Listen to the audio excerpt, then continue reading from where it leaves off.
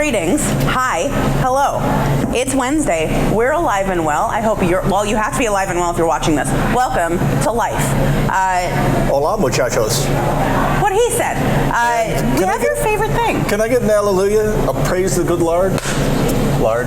Praise the Lord. I like that. This is working. If I were to make a snack that represents Francis, this would be it because it is doused in mustard.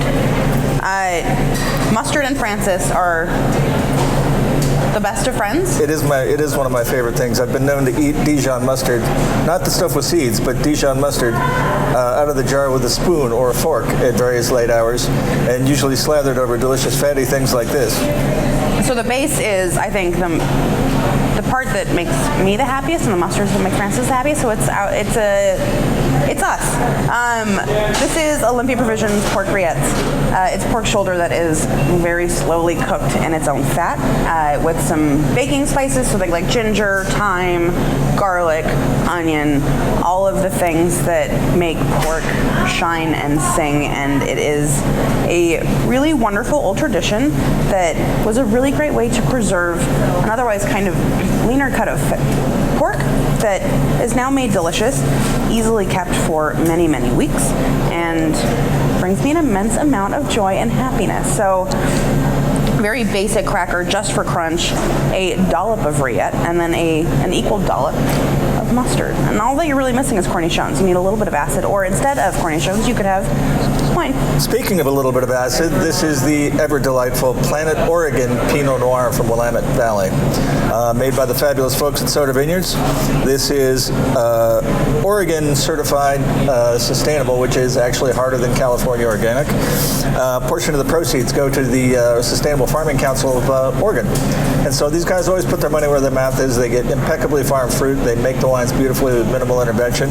And what I needed was something with not too much body, but not too little. And so there's this sort of Goldilocks zone where I found this wine to be just right. It complemented the spice, the flavors, and broke down the fats just beautifully. I spent last night going through about a half a dozen Pinot Noirs, and I was dipping a fork in here and then dipping it in my mustard at home. And much like poo with a jar of honey, I was very, very happy. And this Pinot Noir was just gorgeous with it. Good news, it's the new vintage, 2019. Very generous vintage, opulent, rich, without being too heavy. Phenomenal balance. I love Pinot Noir, especially when it's this good. And it's on a shelf near you for about $20, just like their recently released pink bubbles. So, without further ado, run thee to a store and get yourself one of these. Get thee to the wine storery. There are concerts coming up. Red Butte is kicking off. There's Twilight. There's so many things that you should be snacking at, and this is it. I mean, you got to go French wine with this, just because it is a French tradition. It's Languedoc, southern France, where they take the animals, the tough parts of the animal, and they cook it until it falls apart.